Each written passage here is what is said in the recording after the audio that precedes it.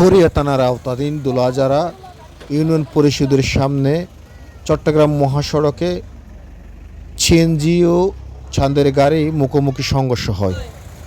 আজ ৮ মাস দুপুর একটায় এই দুর্ঘটনা সংঘটিত হয় দুলাজারা ইউনিয়ন পরিষদের সামনে।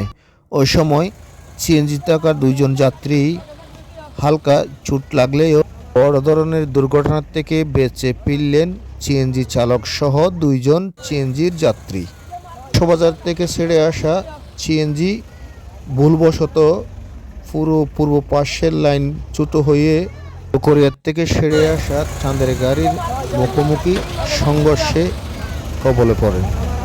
ওই সময় উপস্থিতি জনতা তৎক্ষণিক সিএনজিটি উদ্ধার করে দুই যাত্রীকে হাসপাতালে নিয়ে যাওয়ার জন্য সহযোগিতা করেন। সিএনজির যাত্রী দুইজনেই পরিচয় পাওয়া যায়নি।